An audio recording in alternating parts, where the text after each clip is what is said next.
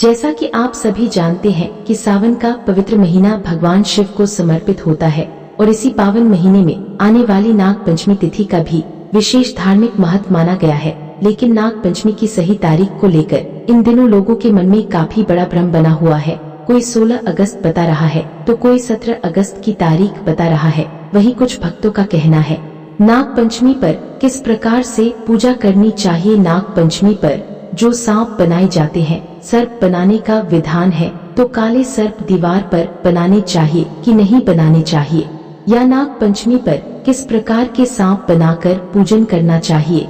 घर पर सांप बनाकर पूजन करना आवश्यक है या नाग नागिन लाकर पूजन कर सकते हैं, या शिवालय में जाते हैं तो वहाँ कैसे पूजन करना चाहिए, क्यों पूजन करना आवश्यक है नाग पंचमी पर नाग का, और कहां से यह विधान आरंभ हुआ।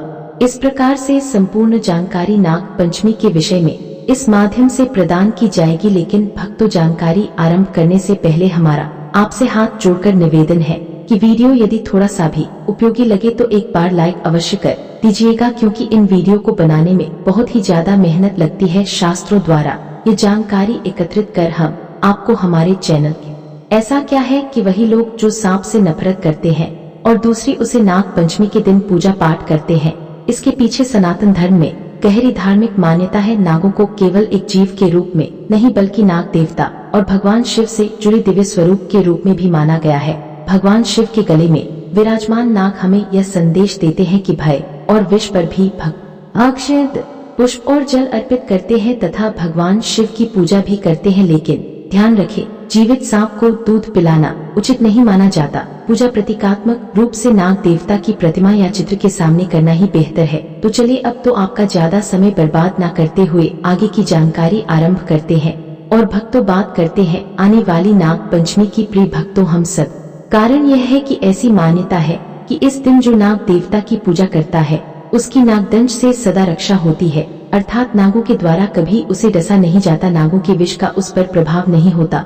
और सबसे बड़ा दोष होता है कालसर्प दोष, जो अधिकतर मनुष्यों के जीवन में होता है। जब कालसर्प दोष होता है, अगर उसको शांत ना कराया जाए, उसका उपाय ना किया जाए तो बाधाएं हैं वह भी दूर होती हैं। यहाँ तक कि पुराण में भी नाग पंचमी पर नाग देवता की पूजा करने का विशेष विधान कहा गया है और विशेष बल दिया गया है कि नाग देवता की मूर्ति घर के दोनों ओर बनाकर उनका पूजन करना चाहिए। अब आप कहेंगे कि पंचमी के दिन ही क्यों, कि पंचमी जो तिथि है ना वह नाग देवता को ही समर्पित है। हमारी जो तिथियां हैं इनमें से प्रत्येक तिथि किसी ना किसी को समर्पित कही गई है, तो पंचमी तिथि नाग देवता को समर्पित है। अब उसमें भी श्रावण मास की पंचमी ही क्यों, उसका भी एक है। उसके पीछे अनेकों कथाएं कुछ प्रचलित है। एक वर्णन आता है जब जन्मे जो कि पांडवों के ही वंशज रहे हैं, अर्थात पांडवों के बाद के जो राजा, यह पांडव वंश के जो राजा रहे, यह कलयुग के आरंभिक राजा इनके पिता थे परीक्षित। तो राजा परीक्षित को जब तक्षक नामक सर्प ने डस लिया,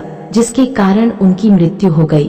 बड़े धर्मात्मा राजा थे तो उनके पुत्र जन्मे, जिन्हें यह प्रतिज्ञा की कि वह इस पूरी पृथ्वी को ही सर्पों से विहीन कर देगा। सर्प विहीन हो यह पृथ्वी, और उसने हजारों हजार करोड़ों नागों की आहुति यज्ञ में देनी आरंभ कर दी। सब नागों को यज्ञ में आहुति देकर भस्म करना आरंभ कर दिया। तब एक बड़े ही उत्तम ऋषि हुए हैं, उन्होंने जाकर निवेदन किया कि हे, यदि तुम इस प्रकार से नागों का नाश कर दोगे तो यह सृष्टि ना प्रसंग प्रचलित है। कुल मिला के यह कि श्रावण मास की जो पंचमी होती है यह नागों को समर्पित है और इस दिन हमें नाग पंचमी मनानी चाहिए। ऐसा क्यों चाहिए, इसके विषय में मैंने आपको आरंभ में ही बता दिया। सबसे प्रमुख कारण है कि आपको काल सर्प दोष से मुक्ति मिलती है, और आज के समय में फिर भी सर्प कम हो गए। पहले तो कहीं भी निकलते शहरों में भी होते थे, तो सर्प दंश से आपकी रक्षा होती है, सर्प के विषय से, सर्प के काटने से आपकी रक्षा होती है, और मनुष्य का जीवन बहुत लंबा होता है। न जाने कब कहाँ आप चले जाए। और दीवार पर नाग बना सकते हैं,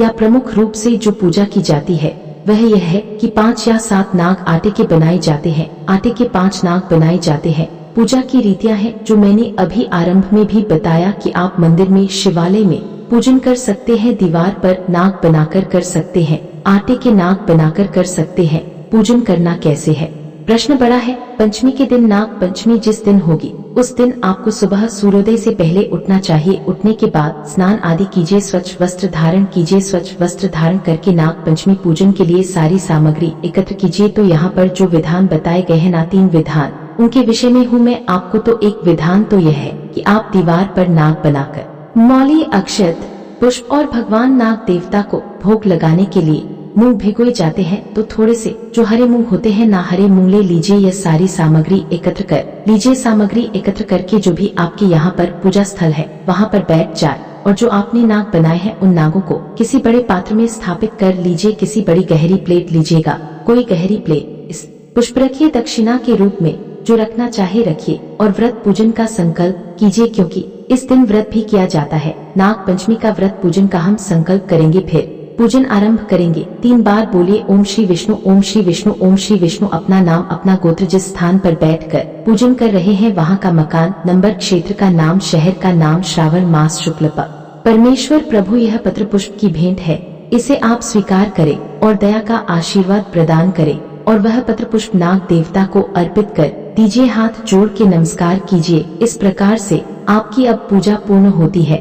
अगर आप मंदिर में पूजन करना चाहते हैं तो जाइए, शिवालय में भी इसी प्रकार से जल अर्पित कीजिएगा, दूध अर्पित कीजिएगा, तिलक कीजिएगा, लगाइएगा, पुष्प अर्पित कीजिएगा, धूप दीप दिखाइएगा, भोग प्रसाद अर्पित कीजिएगा। तदुपरांत बैठकर कथा सुनिएगा और पुष्पांजलि करके अपने पूजन को पूर्ण कीजिएगा। इस प्रकार से आप पूजन शिवालय में भी कर सकते हैं। ये विधि है नाग पंचमी के पूजन की। इसके बाद सायंकाल को यह जो है इनका विसर्जन कर देना है, क्योंकि यह आटे के बने हैं तो जल में वैसे ये मिक्स हो जाएंगे, घुल जाएंगे। बाद में इसको जल विसर्जित कर दीजिएगा, क्योंकि अधिकतर समाज में बड़ा भ्रम रहता है कि कौन सी पंचमी पर करे। तो यह कृष्ण पक्ष और शुक्ल पक्ष की दोनों ही पंचमियों पर किए जाते रहे हैं, परंतु विशेष रूप से कहूँ तो यह जो पूजा है नाग पंचमी के रूप में जो की जाती है, तो नाग पंचमी जो है विशेष रूप से श्रावण मास के शुक्ल पक्ष की पंचमी पर मनाई जाती है। तो चलिए बताओ, अब जान लेते हैं इस वर्ष नाग पंचमी की सही डेट टाइम क्या है और जो पूजा का शुभ मुहूर्त रहेगा कितनी तारीख को होगा। तो भक्तों, हिंदू कैलेंडर के अनुसार इस वर्ष 2026 में कब है यह देखिए। 2026 में श्रावण मास के शुक्ल पक्ष की पंचमी तिथि की शुरुआत हो रही है 16 तारीख की शाम को 4:52 तक और 17 अगस्त को शाम को 4:59 पे यह समाप्त हो जाएगी। ऐसे में नाग पंचमी का व्रत किया जाएगा 17 अगस्त को और 17 अगस्त को ही नाग पंचमी मनाई जाएगी। इसके अतिरिक्त 3 अगस्त को भी नाग पंचमी लोगों को कैलेंडर में दिखाई दे रही होगी। कृष्ण पक्ष पुष्प और अक्षत चढ़ाएं। इसके बाद सच्चे मन से ठा नमः शिवाय का जाप करें और महादेव से अपने परिवार की सुख शांति और समृद्धि की प्रार्थना करें। याद रखिए भक्तों, नाग पंचमी और सावन सोमवार का ये पावन संयोग आपके लिए भगवान शिव और नाग देवता की संयुक्त आराधना का सुंदर अवसर है। भक्तों, नाग पंचमी के दिन कुछ विशेष सावधानियां रखना बहुत जरूरी माना जाता है। खास शुद्धता और सात्विक भाव से करना चाहिए। सबसे पहली बात, नाग देवता की पूजा करते समय किसी भी प्रकार का भय, क्रोध या अपमान का भाव मन में नहीं रखना चाहिए। नाग देवता की प्रतिमा या चित्र के सामने ही पूजा करना और दूध, जल, पुष्प, अक्षत आदि श्रद्धा पूर्वक अर्पित करना उचित माना जाता है। जीवित सांप को पकड़कर या जबरन दूध पिलाने की कोशिश बिल्कुल नहीं करनी चाहिए, क्योंकि इससे सांप और व्यक्ति दोनों को नुकसान हो सकता है। इसी तरह नाग देवता के नाम पर किसी भी जीव को परेशान करना, मारना या उसके साथ छेड़छाड़ करना पूजा की भावना के विपरीत है। पूजा के समय घर और पूजा स्थान की स्वच्छता का विशेष ध्यान रखें। व्रत रखने वाली महिलाएं अपने सामर्थ्य के अनुसार ही उपवास करें और स्वास्थ्य को नुकसान पहुंचाने वाला कठोर व्रत न रखें। सबसे महत्वपूर्ण बात यह है कि नाग पंचमी के दिन भगवान शिव की आराधना को भी ना भूलें, क्योंकि यह सावन का त्रुटि हुई हो तो उसे क्षमा कीजिएगा। हम अज्ञानी जीव हैं, जैसी बन पड़ी है वैसी सेवा हमने अपनी समझ के अनुसार आपकी की है। प्रभु जाने अनजाने की गलतियों को क्षमा करते हुए दया का आशीर्वाद प्रदान कीजिए। सदा आपके सर्प दंश से हमारी रक्षा होती रहे। हमारे जीवन में काल सर्प दोष हमें प्रभावित ना करे और हम सदा उससे मुक्त रहे। आज के इस व्रत को आप स्वीकार करें। पूजन को परमेश्वर प्रभु, यह पत्र पुष्प की भेंट है, इसे आप स्वीकार करें और दया का आशीर्वाद प्रदान करें और वह पत्र पुष्प नाग देवता को अर्पित कर दीजिए। हाथ जोड़कर नमस्कार कीजिए। इस प्रकार से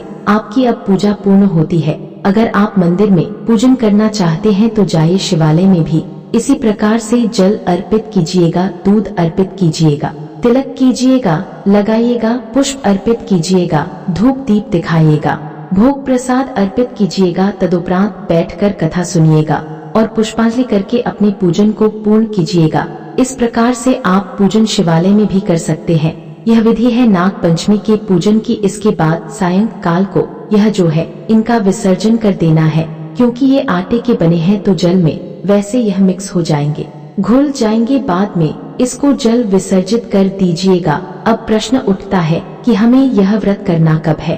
अधिकतर समाज में बड़ा भ्रम रहता है कि कौन सी पंचमी पर करे। देखिए, यूँ तो यह कृष्ण पक्ष और शुक्ल पक्ष की दोनों ही पंचमियों पर किए जाते रहे हैं, परंतु विशेष रूप से कहूँ तो यह जो पूजा है नाग पंचमी के रूप में जो की जाती है, तो नाग पंचमी जो है विशेष रूप से श्रावण मास के शुक्ल पक्ष की पंचमी पर मनाई जाती है। तो चलिए बताओ, अब जान लेते हैं कि इस वर्ष कितनी तारीख को होगा।